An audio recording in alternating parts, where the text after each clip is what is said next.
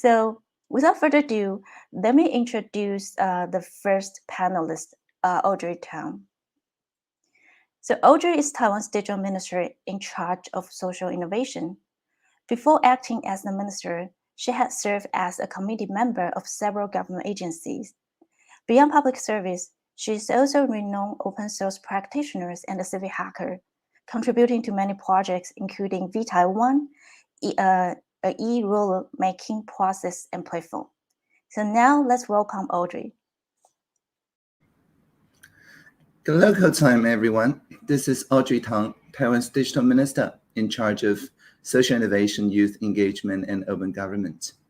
It is my great pleasure and honor to be here virtually at the 2021 Open Government International Virtual Forum and share some thoughts with you about Taiwan's Open Government National Action Plan. But first, as our moderator said, the COVID-19 pandemic threw the world off balance and brought drastic changes. In many parts of the world, we've seen symptoms of democracy in backslide, as some authoritarian regimes have tried to impose measures of state surveillance and restrictions in the name of public health. Now, a few days ago, I met with a delegation from the European Parliament who visited Taiwan for the first time. And they were very interested in learning how we countered the pandemic with no lockdowns, and also the infodemic with no takedowns. And my answer was open government.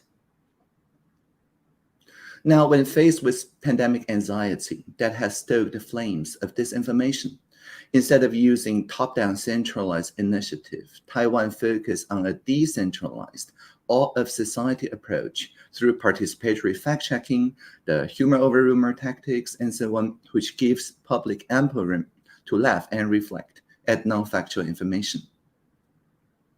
In basic education, we put an emphasis on media competence instead of just media literacy, such that, for example, middle schoolers can become contributors to independent media and fact-check our presidential debates in real time. So compared to the non-democratic censorship and takedowns, I believe the Taiwan model, is a longer-lasting pro-social solution or vaccination of the mind to the ongoing challenge of polarization on the more antisocial corners of social media. So when we say Taiwan can help, what is our core message to fellow democracies in the open government partnership? As I mentioned in yesterday's OGP Academy keynote, my answer is really simple. It's to trust our citizens, because to give no trust is to get no trust.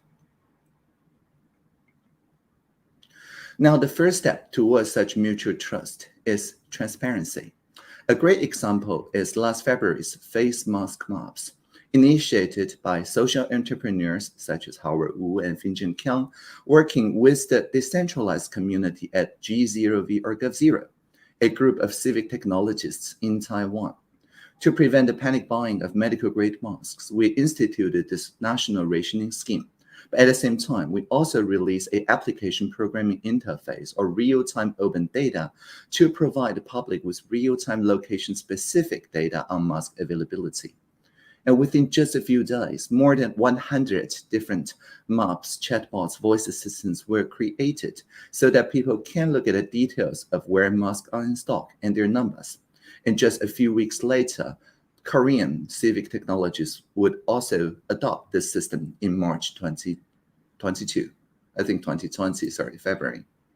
So in line with this real-time open data, we are now committing as part of our first national action plan, the high priority data sets subject to advanced data standards and quality. What's high priority, of course, is subject to a public consultation mechanism. And the National Center for High Performance Computing will also provide ample computation powers, especially around the civil IoT, that's to say air quality, water resources, earthquake disaster prevention, and other areas environmental and climate science. We are committed to revamp the Personal Data Protection Act, guaranteeing the rights of data subject and also privacy impact assessments. We're committed to look at the Charges and Fees Act to streamline the freedom of information process to enable more access and also the integrated access environmental data platforms, including offshore wind power sea areas and also solar panel areas, and so on. Now, about participation. Another great example is the one-stop online civic participation platform called join.gov.tw, where anyone can file a petition and participate in policymaking. Face-to-face cross-ministerial collaborative meetings are held twice monthly to explore ways to incorporate ideas from petitions with more than 5,000 signatures into policymaking. And literally anyone, not just citizens, but also residents, people too young to vote, can all play a role in the decision-making process. And so far, we've held more than 100 collaboration meetings, as you see here, where we co-create the tax filing experience. As of October this year, there have been close to 30 million visits to join.gov.tw in a country with population of only 23 million. It's a lot. And of course, our Open Government National Action Plan commitments themselves were co-created on the Join platform. So on the participation pillar, we're committed to co-create policies with the young people through the Let's Talk endeavor. And the agenda setting is not just about the policy about young people, but also policy making on a national level, crowdsourced by young people. For example, this year, they're focusing on mental health care reform. We're also committed to facilitate the formation of labor unions, including on the post-pandemic new normal, teleworking, and many other new working conditions. Of course, we're committed to revitalize our regions, again, through youth direct participation and an integrated platform such that those crowdsourced agenda of how to revitalize the economy and society in those areas can be shared around the world. We're also committed to introduce electronic joint signatures in our national level referenda, and also to integrate open government principles in our basic education through empowering the teachers, especially in the civics class, in the curriculum, but also many other classes as well. Now, the inclusive pillar.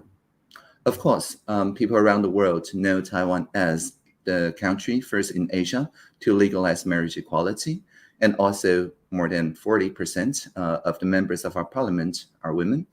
But behind those achievements, of course, is this gender mainstreaming work. The Gender Equality Committee, co-created exactly the same way as our Open Government National Action Plan Steering Committee, half from the civil society, half from the government. And so these ways of inclusive policymaking is, of course, not only related to gender inclusive dialogue and engagement, and we are committed to also apply the same model to empower immigrants in the decision-making, about indigenous peoples' international linkage, and also public engagement, deepen these engagement in our Hakka issues. Now, finally, the accountability pillar. What's pictured here is the 1922 SMS system, basically the same community of people that co-created the mask rationing map this May, when we faced our real first wave and only wave so far of the pandemic. The early measures to record the contact information of those entering or leaving public venues led to the quick development, again, not the government technology, but civic technology of an SMS-based contact tracing system in just 3 days. It's very intuitive, app-free, so you can, in the lock screen of your phone, just swipe, point to your QR code, send an SMS, and that's done. So, of course, it's an easy way to check in at public places without any compromise on anyone's privacy. But what I want to highlight the accountability part.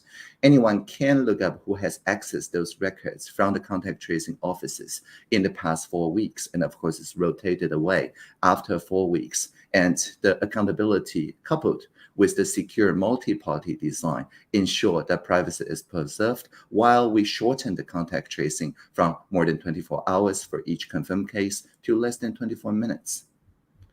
So here are our commitments in the accountability pillar. We're committed to enhance political donations disclosure and also to enact and strengthen the whistleblower protection. Also to build a procurement integrity platform, but also on the economic sector, the beneficial ownership disclosure as per the international standards, and also in the social sector to promote the financial disclosure of religious groups to close anti-money laundering loopholes. So there's a crack in everything, and that's how the light gets in. When faced with the shared challenge that confront the global population, I believe an opportunity emerges to form shared goals, bringing all hands on deck to crowdsource for idea that unlocks our collective intelligence and connective intelligence to march toward a transparent, participatory, inclusive, and accountable future. In the last minute to conclude, I would like to share with you my own job description when I joined the cabinet as digital minister.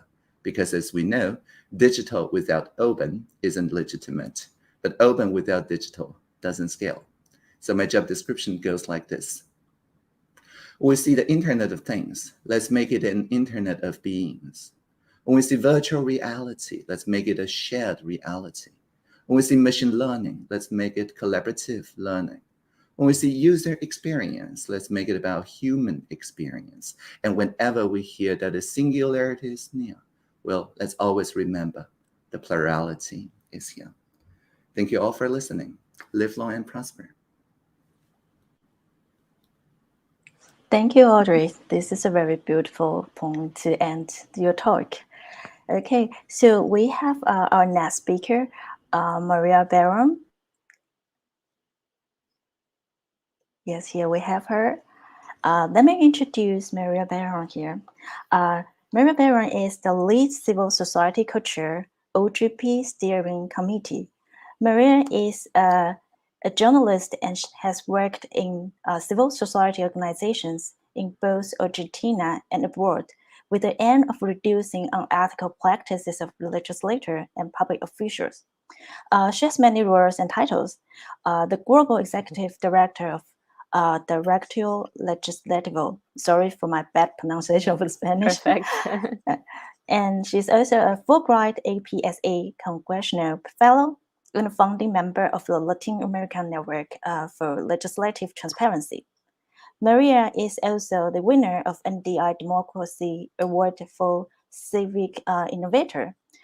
She has many publications related to transparency, anti-corruption, and open government. So let's welcome Maria. The floor is yours. Thank you very much. I want to thank Lulu first for searching me around the world to be able to come up to this interesting event about open government, which is of course, one of my favorite issues to talk about, because I think we share with all of you, especially with the people and colleagues that I share the panel with, which that open government is the way forward for better and more just societies. Also, before starting, I want to thank the Embassy of Taiwan, or the representation of the government of Taiwan in Buenos Aires, who also reached out to me to be able to be here today. So I hope that you're listening too. I want to talk about three different elements tonight. Where I am at, it's 10 at night. So I think it's an interesting, somehow sad moment, but I think it's an interesting moment to sort of do a balance of this community and public debate about open government in the world. That OGP, the Open Government Partnership, started in 2011. So that's this year. We're going to make it the 10th year. And you know that next month we're having the 10th year summit, which is going to happen in South Korea. And I think it's a really, like I said, interesting moment to stop a little bit and think about, firstly, how different the world was 10 years ago. So many of the 8 presidents that were the founders of this initiative were talking about transparency, accountability, openness. Today, in many parts of the world, and many more than we want to account for, we're talking about civic space, which is in many of the freedoms, which I'm going to stop there a little bit later, that we thought that we had guaranteed have been reduced in many parts of the world. And in some places even we're talking about how to reconquer free and fair elections. So it's a very different, a very difficult world today. And I think it's really important to see how we are approaching together as a community, governments and civil society, about how effective we've been on, and what are the new threats that we're having today in the different parts of the world. Just to share with you a couple of very significant and very global numbers. The area of the world that I work more, which is of course Latin America. Since 2011, the year OGP started, up until today, the countries that are members of OGP passed 150 laws and decrees that are about transparency and accountability. These are access to public information laws, beneficial ownership in some cases, lobbying laws in others, etc. 150. 150 is a lot. And just to give you maybe a standpoint, maybe we don't have 150 laws on education in the region. So it's a lot. And I think the headline of that is, in Latin America and many other parts of the world, we have sort of a debt in a way, that there's a gap between all the commitments and all the laws of the formalities that we have, and then the implementation part of that. And I think, going to Mr. Tang's speech, I think Taiwan can help. I think Taiwan can help in that. And there's, we need to get really creative, which is a word that you'll hear more in my intervention today, into how we can do that. And also another number, maybe a globe number, in Latin America, many of the countries, there's a measurement that we do. It's called the Civic Space Guardian, and many of the countries during the pandemic reduced the civic space freedoms that we used to live in and enjoy. With many of those freedoms are access to public information, of course, but also, as Audrey was mentioning earlier, in one of the pillars, digital privacy, with all of this contact tracing and management of the data that the governments are doing. And there's a lot of surveillance, of course, around that. And there's a lot of initiatives and laws that want to back it instead of prevent it. So that's a little bit, so the first headline of what I wanted to talk about, a little bit of what the balance has been. Of course, it's a counterfactor, but I believe that this initiative, whether you're in OGP or you're not, this global initiative is better to have happened than not have happened. And I don't know where we would be if all this community and all this many people in the world, governments and civil society, working towards the same. The second thing that I want to share with you is sort of three sorts of efforts that from the steering committee or from the civil society community we have approached. And I think in this, like I said, in this difficult world, we have had to become, like I said, more creative, because the single idea of the formality of creating or co-creating action plans that are composed of commitments, and many times those commitments don't get so much implemented, is somehow, for many countries and for many civil society cohorts of many countries, a little bit frustrating. In some cases, they get implemented. In some others, they don't. But this year, there has been sort of a very, very big effort from the government of Korea, myself, which, because we're the chairs of the steering committee of OGP, we have made a big effort on civic space and anti-corruption. And so this year, you'll see many commitments in the action plans of the different countries around that, around the Escazú agreement, around beneficial ownership, about open contracting partnership, procurement, about many issues about beneficial ownership, which Audrey was also mentioning before. And so those are the sort of the global initiatives that many people have been making a big effort to see in the action plans. But then sort of the other side of the same coin is that creativity that we've had to see.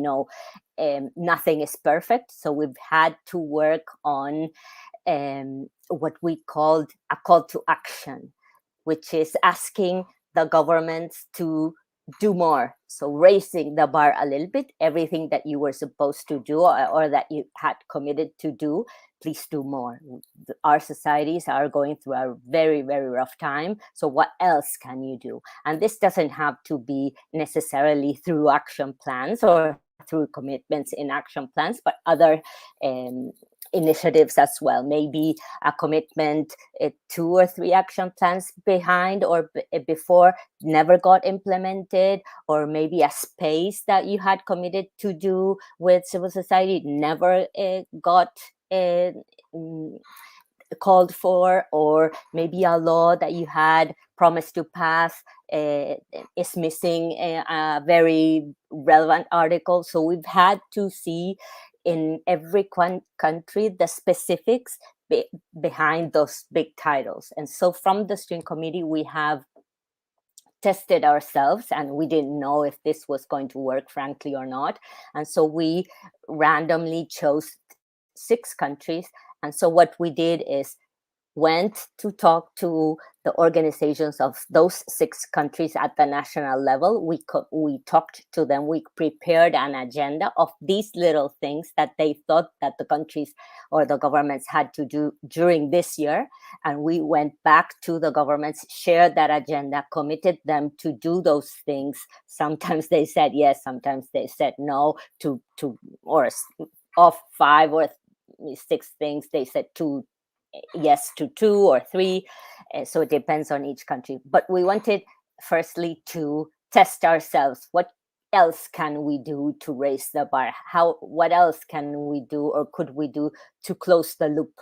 And so those countries have been during our work during this year. So they are France, Italy, Germany, Nigeria, Kenya, and the Philippines. So it has been a really, really interesting initiative, not only because of those relevant points that we wanted the governments to address, but also as engagement, as creating bridges and connecting sort of the national debate to the international debate as well. Sometimes there's a disconnect there as well.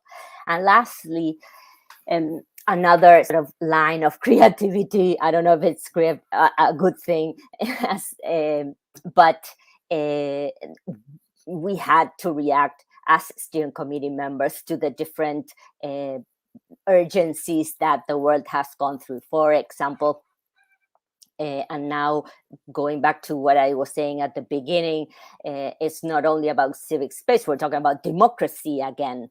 And one of the examples that you might have heard is El Salvador, where the organizations on the ground are feeling that they're being surveilled by the government. People are being surveilled through cell phones. Some people feel that other people follow them. They're being threatened through the social networks. And so what we've done is we have put together a statement from the steering committee, and we have committed the governments. Usually these statements, of course, come from civil society organizations. And this time we have committed the governments of the steering committee, which are 11, to sign a statement. And, when that happens, there's a lot of diplomatic issues that the countries never want to address. And this time they did. And so they felt a little bit pressured to, on behalf of El Salvador, or on the side of El Salvador's government. And also, just to give you another example, the situation, unfortunately, in Afghanistan has been a really life or death moment for many government officials, which are champions of open government, and civil society organizations as well. And so the international community has put together a lot of effort, diplomatic effort, money, into taking many of those champions, more than 100, to another country to save their lives. And now they're living in another place where they can get a better life. And I'm sure that they'll take it from there and go anywhere else that they feel that they're safe. So, going from the transparency debate into saving the lives of, or trying to save the lives of the champions that have worked on transparency, has been sort of part of the time that we dedicate, or we dedicated this year or these past years in the debate of OGP.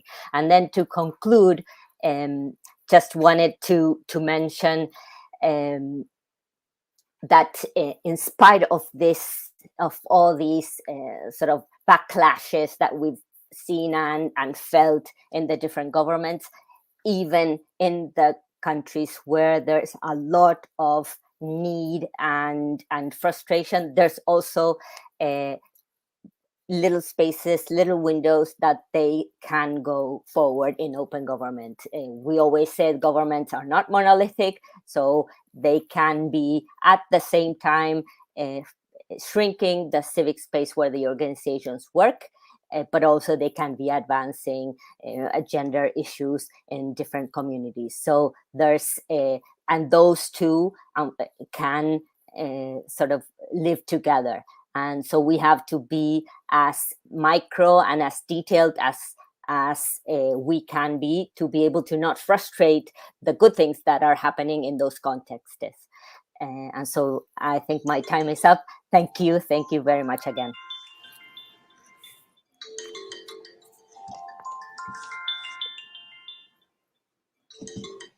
Thank you, Maria.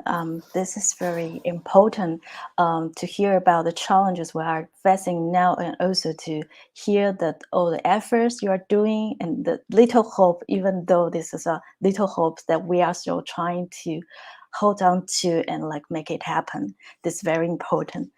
Okay, so next we have our next speaker, Mr. Scott Fosby. Scott Fosby is currently Acting Principal Deputy Assistant Secretary in the Bureau of Democracy, Human Rights, and Labor at the U.S. Department of State.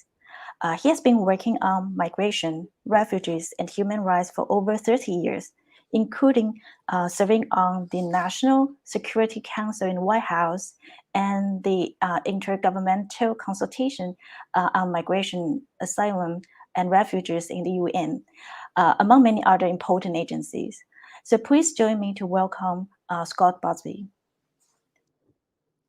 Thank you, Ms. Shun, and many thanks to Taiwan and to Audrey for the opportunity to join this important discussion.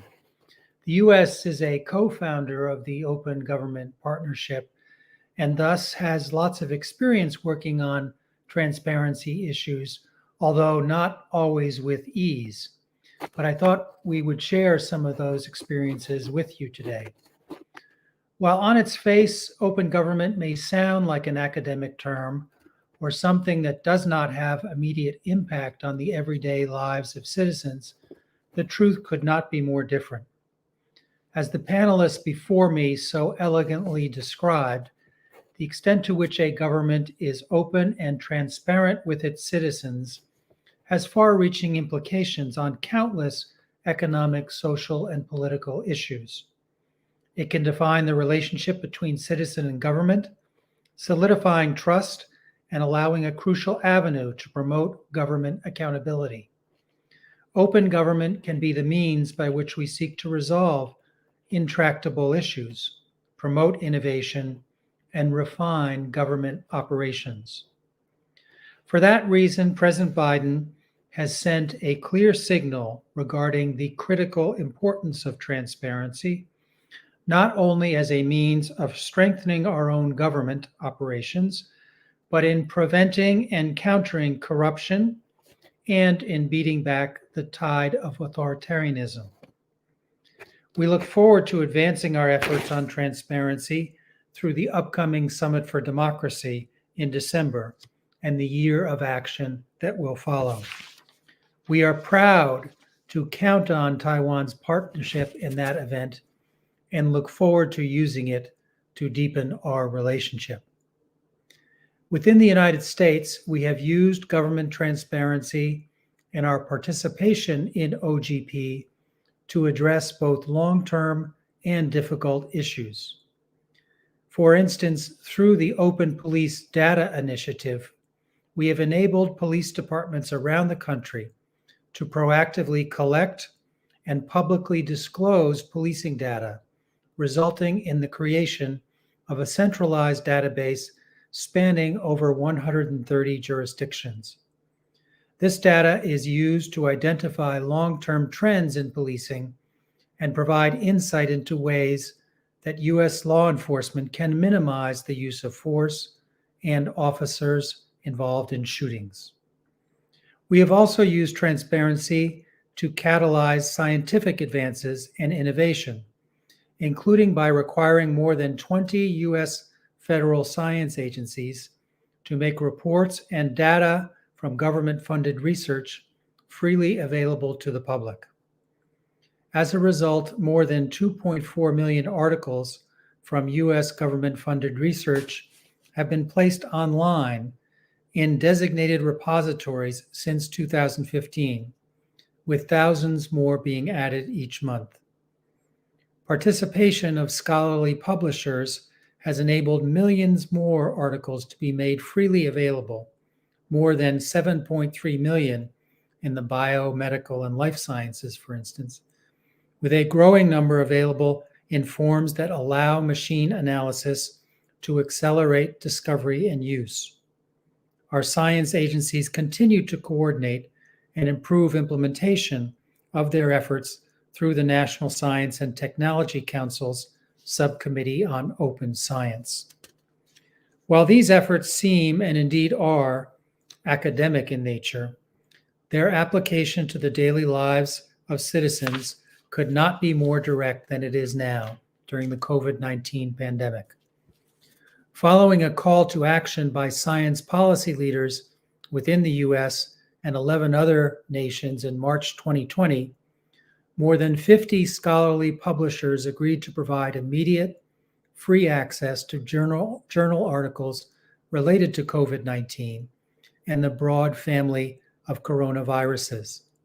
Within weeks, a collaboration among several public and private sector partners assembled these articles into a growing collection that was available for artificial intelligence experts to develop new text and data mining techniques to help the scientific community answer high-priority questions related to COVID-19.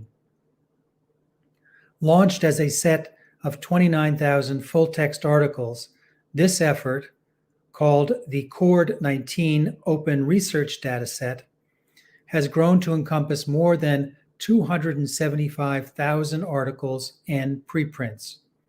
It has been downloaded more than 131,000 times and served as the basis for 2 major text mining challenge competitions hosted by private and public sector organizations that attracted more than 1,500 unique contributions. This example points to one of the key intents of government transparency: to democratize knowledge so that it can reach all who may be able to use it, thereby empowering citizens and other non-governmental stakeholders to play a growing role in society writ large. By striving towards this end, transparency also seeks to lift the veil on governmental operations, and in so doing, build the citizen trust and engagement that Audrey talked about in her presentation. As Minister Tang's remarks today made abundantly clear, these goals are shared between the U.S. and Taiwan. It is these shared beliefs and values that make us such strong supporters of Taiwan's open government work and of your meaningful participation in the Open Government Partnership. Indeed, we believe that all OGP members can learn from Taiwan, and we commend Taiwan's bold steps in January of this year to develop and now implement independently produced national action plans for both the executive and legislative branches alongside civil society organizations. As the U.S. knows very well, these are difficult and often time-consuming endeavors, but the positive results of Taiwan's work on open government are clear. From the presidential hackathons to the innovative Mask Map project and the Join platform, Taiwan's transparency work has deepened the relationship between government and its citizens and improved delivery of services and government accountability. We also commend Taiwan for hosting the upcoming Open Parliament Forum in Taipei on December 2nd and 3rd, and we are excited to support that event via the nonpartisan, DC-based National Democratic Institute.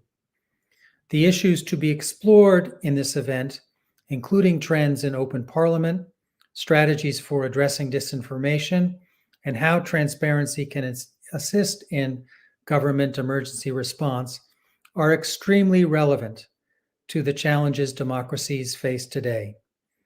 In addition to many high-level U.S. speakers, we are happy to see heavy participation in the event from many global partners, including Australia, the European Union, Estonia, France, Germany, Georgia, Japan, Lithuania, the Philippines, the UK, and high-level staff from the OGP itself. As we have in past OGP events, the U.S. strongly supports Taiwan's attendance at the OGP Global Summit, and we applaud Minister Tang's upcoming participation in the OGP Academy this coming week.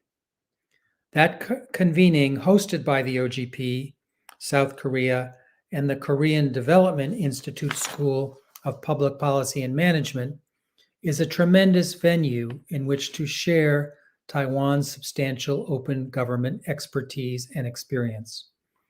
Where possible, we encourage Taiwan officials and civil society to attend relevant events, including as a means of developing long-term connections with OGP participants in both government and civil society.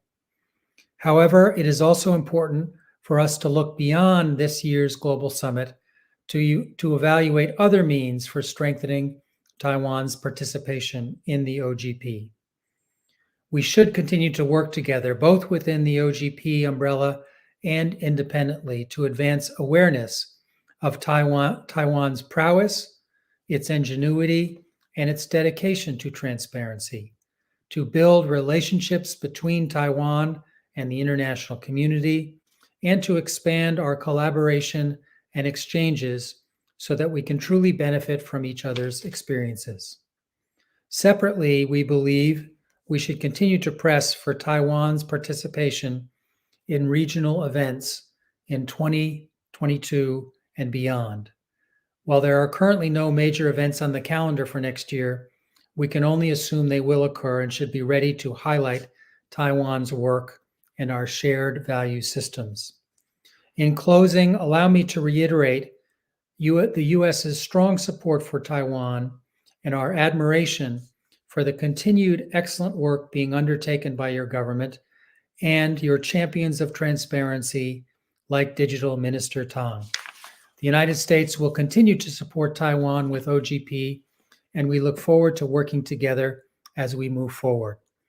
With that, I'd like to turn it over to the Honorable Christian R. Ablen, Undersecretary of Presidential Communications Operation Office for the Philippines. Thank you, Mr. Fosby. Thank you for sharing that so much value of transparency and democracy that we and the United States both have. And I'm so grateful that to hear the support from the United States for us to join the OGP and other international events. Okay, so next we have the speaker from the Philippines, Mr. Christian Ablan. Let me introduce you. Christian Ablan is the Undersecretary for Administration, Finance, and Freedom of Information for the Presidential Communication Operations Office in the Philippines. In the office, he has led efforts to implement and ensure FOI principles for the government, including producing a model FOI manual for all agencies, reviving the open data program to complement FOI, and so on. Chris is also a lawyer with over 15 years of experience in government and public policy. He has served the government in various capacities as a solicitor, local legislator, and policy advisor. Chris was awarded Outstanding Legislator for the Youth by the National Youth Commission in 2009 and a New Zealand Asian Scholarship Award in 2013. Let's welcome Christian Ablan. Thank you, Mei Chun. Good morning to everyone attending this Open Government virtual forum organized by Taiwan. We are very, very pleased to be invited and discuss with you from womb to tomb of an open government partnership commitment insofar as the Philippines is concerned. So hopefully we will be sharing a few tips with Taiwan when it becomes a member of the OGP. Next slide, please. All right, so we are showing you a snapshot of how we did our step-by-step from Open Government National Action Plan to the commitment implementation, the Philippine experience. As mentioned by Mei Chun, I am an undersecretary in the Philippines, and we implement the commitment on freedom of information. The Philippines has been a member of OGP since 2011. It is a founding member of the Open Government Partnership. Next slide, please. The agency in charge is the Presidential Communications Operations Office. Our counterpart in other agencies is called the Ministry of Information or the Department of Public Information. Specifically, there is a project management office called the Freedom of Information Project Management Office. And let me just show you the national action plans that the PCO has been active in for the past years. We have been active in the 4th National Action Plan from 2017 to 2019, as well as the 5th National Action Plan. Now, because of the COVID pandemic, we had to revise our National Action Plan, and I will be sharing with you the reason behind it in the next slides. Next slide, Paul. This is our 5th revised National Action Plan. The timeline has shifted, and as mentioned, most of our activities are on capacity building. And since the pandemic required us to go on lockdown and community quarantine, we had to shift to online mode of activities. And we've also adopted COVID-19 response and recovery efforts. Let me now show you our commitment status report. Okay, so from the very start, you have to have a commitment. And insofar as the PCOO is concerned, our commitment in the Philippine Open Government National Action Plan is the passage of our Freedom of Information Law, as well as the localization of our FOI program. Next slide. Under the commitment, you have commitment milestones, and you also have our commitments to gender mainstreaming and inclusion indicators, our support to civil society advocates of FOI, and other transparency and participatory activities, milestones conducted during the reporting period. Next slide, please. Okay, so under the commitment, you have to write down what are the particular milestones in order for you to achieve that OGP commitment. So For us, our milestone number 1 is to draft an administration version of the FOI bill and to lobby to our FOI champions in the Senate and in the House of Representatives. Our second milestone is to certify FOI as an urgent legislative measure by the Office of the President or the inclusion of FOI as part of the President's legislative agenda. Our third milestone is to at least conduct 4 public consultation activities to gather feedback on the FOI bill. So in coming up with milestones, you really have to detail and describe what activity will the agency or the country be doing in order to reach the commitment. Next slide, please. This screen just shows you that we actually followed our first milestone, which is to draft an administrative version of our FOI bill. Next slide, please.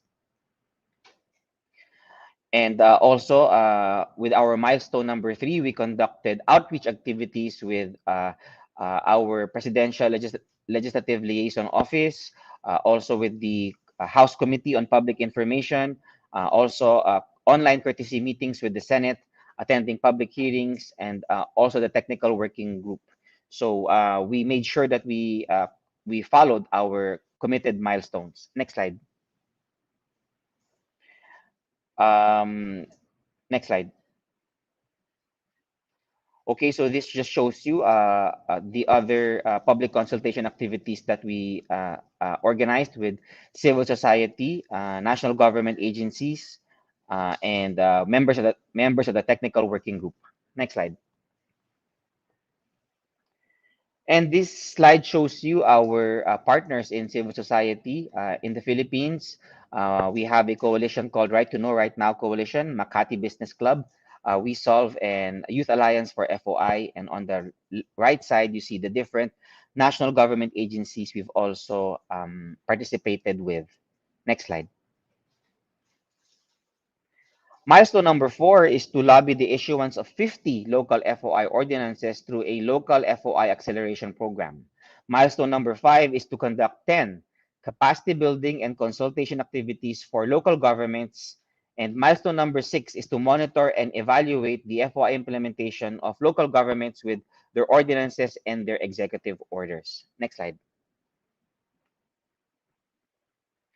So far, our capacity building efforts for local governments have resulted in 58 local government units scattered around our archipelagic nation who've passed their FOI ordinances. So currently, we have an executive order. It has the force and effect of law, but it is not law.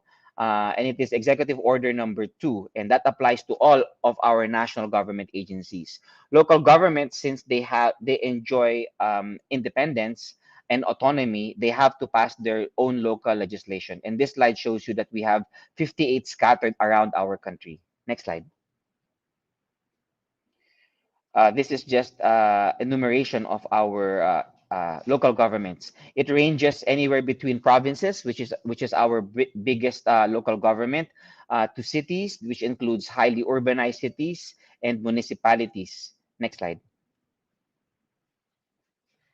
We've conducted FOI conferences for local governments. Because of the pandemic, we've had to shift this from in-person to online conferences. Next slide. Other capacity building consultation activities for local governments includes FOI localization workshops, FOI program orientation, online executive coaching sessions, and Barangay FOI, which is our smallest political unit consisting of a few hundred citizens. And so we really go down to the grassroots to make sure that access to information is cascaded down to the people. Next slide. Milestone number 7, and I am wrapping up my presentation, is our adjustment for COVID-19 response and recovery efforts. And milestone number 7 is to facilitate proactive disclosure of all COVID-19 related information from national government agencies per cluster. We detected that a lot of information being cascaded down as fake news or rumors, and we thought that FOI can be used in order for us to straighten things out with the information as regards to government assistance insofar as COVID-19 is concerned. Next slide.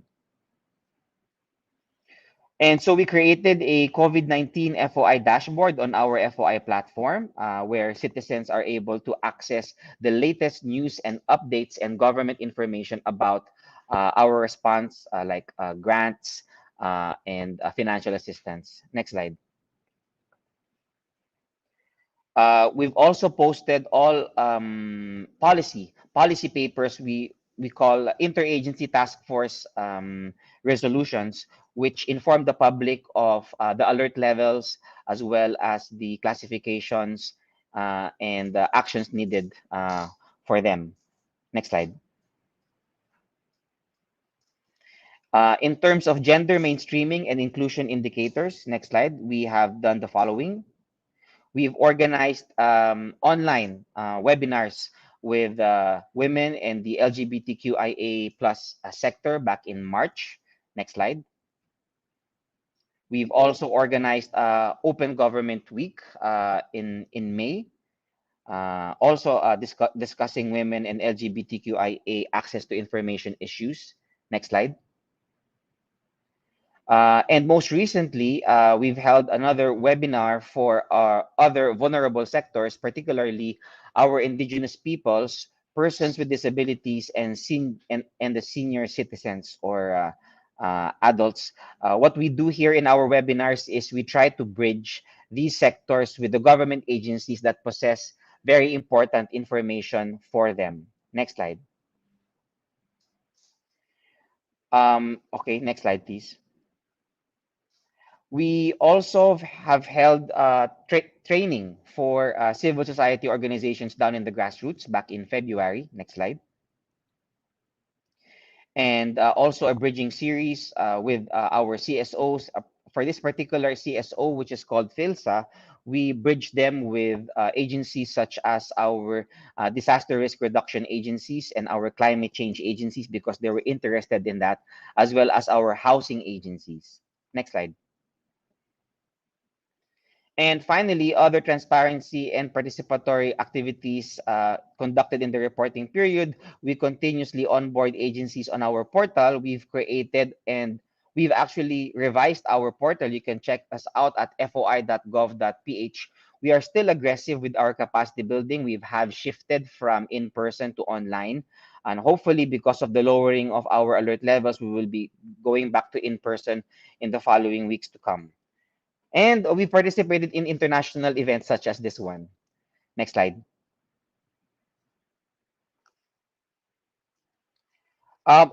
These slides just show you the different transparency efforts that also have commitments in our Open Government National Action Plan. We have Project Dime, which is a platform for monitoring infrastructure projects. This is with the Department of Budget and Management. Next slide. We've also have a similar application called DevLive, which is another citizens monitoring tool for small-scale infrastructure projects. Next slide. We have the Government Procurement Policy Board Technical Support Office website to monitor procurement of COVID-19 response equipment such as PPEs, face masks, face shields, alcohol, and other paraphernalia. Next slide. We continuously upload data sets on our open data website, data.gov.ph. Next slide.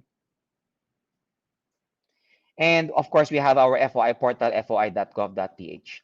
Next slide. Those are our activities, next slide, in support for our commitment in the Open Government Partnership National Action Plan. And I hope that has been educational and informative to our participants here in this virtual forum. Thank you very much, May Chun.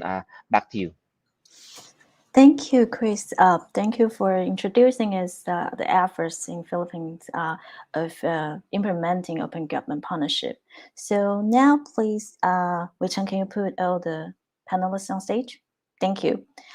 Okay, so you can see the Slido and questions here. And let me speak to dear audience.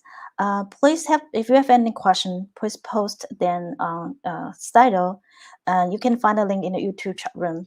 各位观众，您可以把你们的提问打在这个 slide 里面。那你不要担心，你可以用中文提问，没有问题，我们会有一个这个翻译，来帮忙您协助把这个中文翻成英文。好 ，Okay, so maybe we should start from the first few questions that people push up. Let's see. So the first question from Anonymous, when we build systems for civic inclusion, how do we ensure that all get included? How can open government measures tackle inequality? Sorry. Okay, sorry. I think just a lot of people push like just in that moment. So let me turn to my first questions. The first question will be the one with 4 likes. Okay. So looking forward, what does open government mean in the post-pandemic new normal? What can we learn from the pandemic and take forward? I think these are questions for all of our speakers, and who want to go first? Should we go by maybe the order of the speak? Maybe Audrey, do you want to go first? Okay, I'll be very brief. So the lesson we learned from countering the pandemic here is that people put trust on the data collection points with known privacy and cybersecurity parameter that exist well before the pandemic. So during the pandemic, it is not the time to introduce new data collection apparatuses, but rather we need to maximize the appropriate use of what existed like SMS, QR code, national healthcare before the pandemic. And now we're in post-pandemic, or at least postpone the pandemic. That means that in order to prepare for the next SARS 3.0 or some other Greek letters, we need to invest now in more digital public infrastructures of trust, because during the pandemic, that's not the time to make such investments. And Maria, do you have something to talk about? Yes, thank you very much, and I'll be brief too. I think I want to say 3 things. The first is sort of OGP put together a big campaign during 2020 and 2021, which is interesting how they named it, because they called it Open Recovery Open Response, meaning that the answer to anything that happens to us is openness. And I really believe in that. So that's the way forward. And also Mr. Tang was saying it earlier about that's the pillar that Taiwan is putting forward as pillar number 1 is the transparency, how to address any of the problems that we have, also poverty, also, environmental issues. And so that's the first thing. The second is we call it the backpack. So what we brought to the pandemic already, what were the problems that were already there that we brought in and made it worse? And that's the case of what I was saying earlier, that I see one of the questions around that too, which is the gap of the implementation. So the idea, mythology of an idea, and then the practice. And when there's a big gap, the people that lose more are the people that are at the basis of the pyramid, the people that have a lot of vulnerability and frustration. And we don't want that, of course, in the world. And the third thing I think is really, really relevant, which is something that I think all of the members of this panel mentioned it, and it's about trust. So how collaborative are we with trust? How do we trust the people that live in our societies? So I guess, and Mr. Tang was saying it earlier too. So the best practices in the world that I know of were the practices that were collaborative, that all of the members of the society had something to add. And I think that's at the core of open government. So the dialogue, the space to collaborate between us, because no one has the reveal from God with the answer to all of our problems. I think the answer comes from the togetherness. That's it. Thank you. Scott? Yes, briefly. I mean, first we need to look at the origins of this pandemic. where the lack of transparency in the behavior of the PRC significantly exacerbated the speed with which the pandemic spread and the sort of disinformation that existed from the beginning with the pandemic. So I think we've come to see how important transparency is globally in addressing any pandemic, and hopefully the international community can insist on that when future pandemics might arise. I think we also see, as was reflected in my remarks, that the value of open sharing of information, research, is extremely important. And thirdly, one of the things we've learned, and Audrey can speak to this from her own experience and Taiwan's experience, is that disinformation is a serious problem when it comes to addressing a pandemic. And we need to come up with strategies in advance on how to thwart such disinformation, whether it's humor over rumor, as Audrey described, or other techniques. But we certainly need to think carefully about how to address disinformation in future pandemics going forward. Over. Thank you. Next, can we have Chris? Thanks, Mei-Chun. For us here in the Philippines, open government in the post-pandemic new normal means for us to be more aggressive, to be in the digital space. During the time when we had lockdown, it was difficult to reach our citizens because we cannot physically meet them. And so we had to do all of our communication efforts online. The problem with that is there are still a lot of areas in the Philippines, being an archipelago made up of 7,000 islands, that do not have internet access. And so what this means is we have to be aggressive in providing free public Wi-Fi access to our citizens in order for us to provide them with the necessary information, the same way that Scott and Audrey mentioned, fighting fake news and rumors. Thank you. Thank you. So you all talk about this trust, transparency, and also you touch upon something about the challenges, including misinformation, disinformation, and also digital infrastructure, which is very related to our next question, which is, Maria spoke about the difficulty of implementation and gaps between proposals and final result. What do other speakers think about challenges of implementation? So I think it's also a good opportunity for you to talk more about these challenges and how to conquer them. Should we go by the order, just like this, Audrey? Sure, yeah. So I believe, of course, having space for the kind of infrastructure of trust for dialogue between the citizens and the government, public servants, the quality of the dialogue will affect how we see those gaps.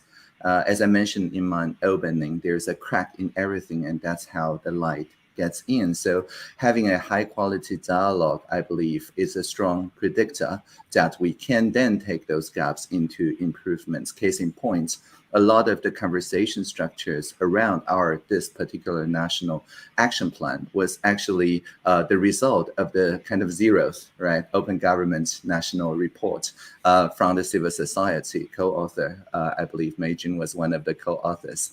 And that brought the space on which the civil society engagement can help to set an agenda.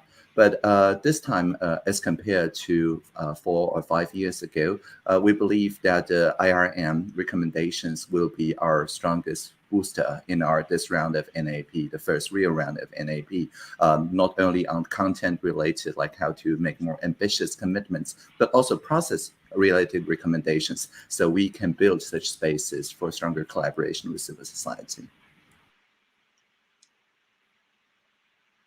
And next we have Maria. If you want to add something to your comments or you want to pass.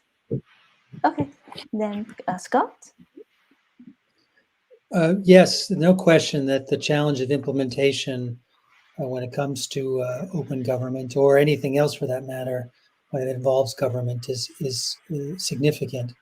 I do think establishing clear metrics from the get-go is very important so that both the implementers and the wider public can measure progress on implementation, and then having accountability tools or mechanisms built into the implementation program is critical. Again, so that civil society and other interested parties have the clear opportunity to say to government, gee, you are not living up to your commitments in implementing what it is you promised to do.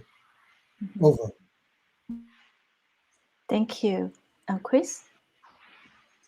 Yeah, Mei-Chun, insofar as FOI implementation is concerned, under our commitment under the National Action Plan, we have a lot of challenges in implementation. It's one thing for us to be able to promise open government partnership that we will have an FOI, and as long as it's under our control, we can do that. But there are things outside of our control. There are there are legislators who are against access to information. So it's very difficult for us to implement a commitment if there are other people who do not share the same sentiments. So yes, we do have our challenges here. Thank you. Thank you for all of you that mentioned about the challenge from both within your domestic situations and also maybe from the global perspective of the challenges. And I like how our questions going, because the next is asking, okay, how the OGP as an alliance can help to, sorry, let me start from the very beginning. So every country now faces such different challenges. How can groups like OGP promote best practices for such different differing contexts? Can countries learn from each other, and how we share experiences between each other? So maybe Audrey? Yeah, sure. The OGP is a Maria question, but I would just say that Taiwan, of course, learned ample best practices from each other, from our nearby and not so nearby, but planetary communities around open governance. The example that I chose to show in my opening keynote, the joint platform, it's directly adapted from Council and Decidim in Spain, and also Better Reykjavik in Iceland. So many of those participation mechanisms didn't originate in Taiwan. The presidential hackathon has its origins in the prototype fund of Germany, not to mention Polis AI facilitated conversation from Seattle and so on. So already our open government work benefits tremendously from the open government practitioners in all other jurisdictions. Thank you.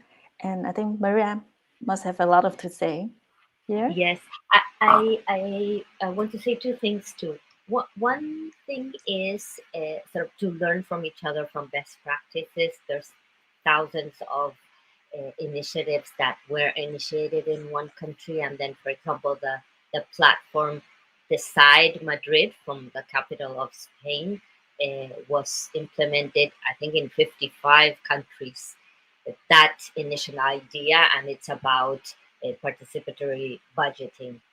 So there's thousands of those ideas that can be sort of taken from one country, adapted to another specific context. And I think that's really at the core of OGP. There's even like Excels going around on specific themes, or at national level or at the local level, especially at the local level, where there's a lot of camaraderie around the different governments that work together, because it's an inception sort of program where they have a lot of connection. At the national level, not so much. But then, and also civil society is also sort of the connector. We are working in the networks that you name, networks on budgeting, on open contracting, on climate, on transparency, on extractives, whatever. And so we are in the one those in as we're acting sort of like bees, connecting one idea and taking it to harvest in a way to another country. So I think that is happening. Maybe we wish it would happen more, but it's really, really happening, especially when civil society is really networked. But then I would sort of bring in also the other side of the same coin, which is countries. I think there's a need for governments to help other governments. So governments that are doing, in some cases, well, that can track the others into, sort of their world. That we don't see that much, or sort of pinpoint the countries that are, not respecting the values of open government. Those we have a lot, and we don't have so many countries that are willing to, publicly say, yes, of course, that law that you just passed limits the freedoms and contradicts your constitution, or you can't close a specific access to public information autonomous agency, or you can't kill journalists.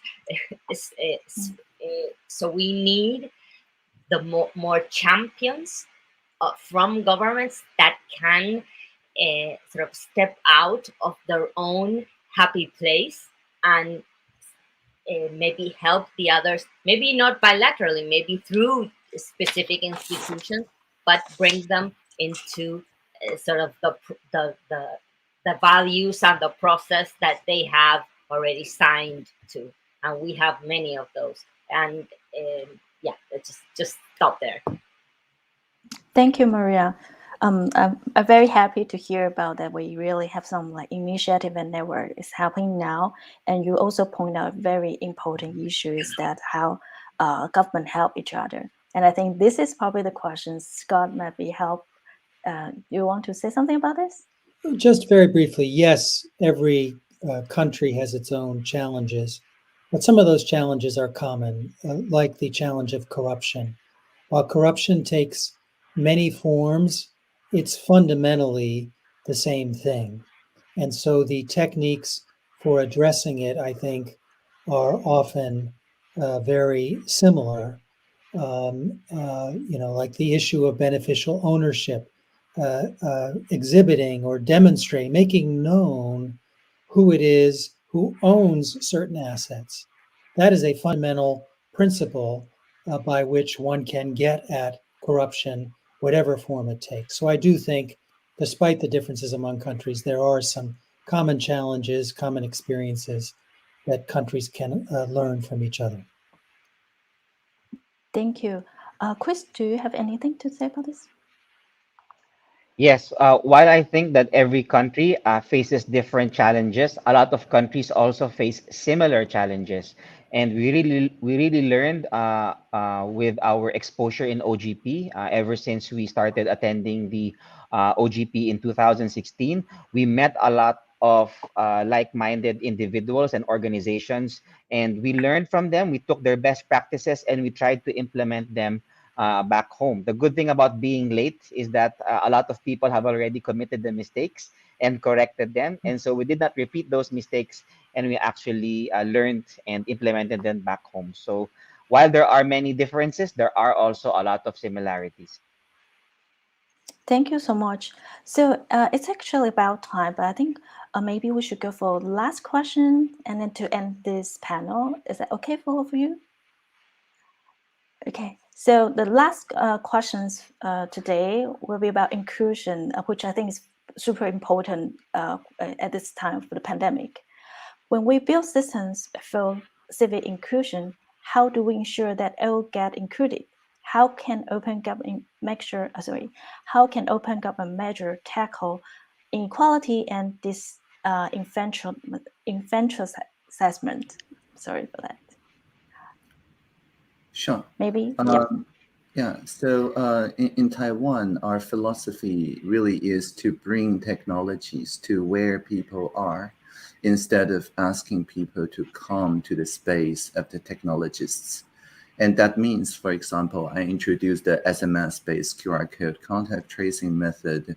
But if 20% of people in Taiwan are not that easily navigating a smartphone app, or any QR code scanner, so they can always text the 15 digits to 1922. And even for people who don't have smartphones or any phones at all, still the pen and paper, even stamping their names into public venues, that is still available, and people do innovate on that. So I think the point here is not to stop from trying to create more digital public infrastructures, but always build the community networks that can link such participation. And sometimes a phone call is all it takes. Calling 1922, for example, a toll-free number, always pairs you with not a voicemail, but somebody with a lot of empathy, either in a call center or from a charity, that can brainstorm with you and relay the pains from the front lines and so on, encounter pandemic measures into our policies as short as 24 hours after someone makes the call. So I believe such connective infrastructures and also assistive technology to bring this decision-making in open government infrastructure to where people are paramount. Thank you. Maria, from civil society Thank perspective. This is a very interesting question because it's a more philosophical one, and we always discuss it within our colleagues in OGP. And it's one of the questions that you don't have a real answer to, in the sense it's the same discussion or a similar discussion to the poverty discussion. So we never, when we discuss poverty, we never have poor people amongst us. And that is a mistake. We do that in the open government debate about inequality or about vulnerable populations. We talk about including them, but we never effectively do. And so the debates about inclusion are not included, are not with those included. And so there's been a lot of efforts, especially in the gender sort of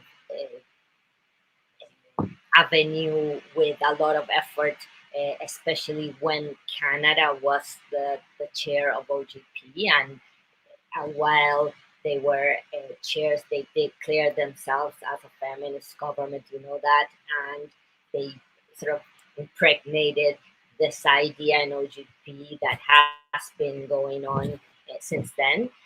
But still, there's a lot and a long way to go, especially like someone was saying earlier, we have for many years trying to make an effort to bring those populations to OGP, as opposed to us doing or going to those communities to ask instead of tell.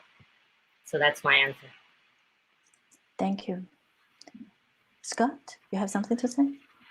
I think Audrey and Maria have laid things out nicely. I would just say that once you do undertake outreach efforts, it's important to see whether they're succeeding, to collect the data on who you're actually reaching, to, verify that you have reached all the different citizens and all their diversity. So I think it's just important to stay attuned to who's being included when you take your efforts, as well as the techniques themselves.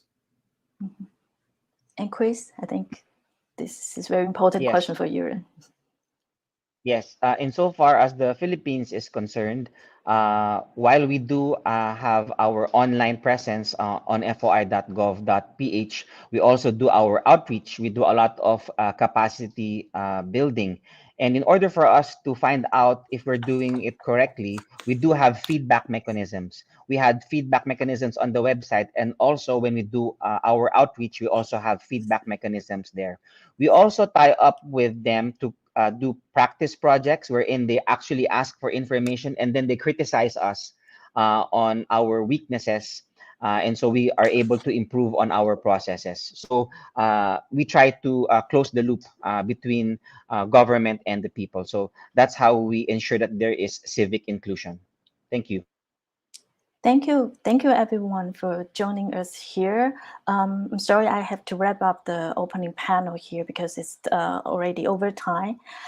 It's that we don't have enough time for every questions, but I'm sure the conversation will continue in different occasions and places. All right, so we now have just 3 minutes break before our next talk by Keitha Booth. Okay, please stay online and we'll come back very soon. And thank you for great panels. Thank you very much. Have a nice day. Thank you. Live long and prosper. Thank you very much.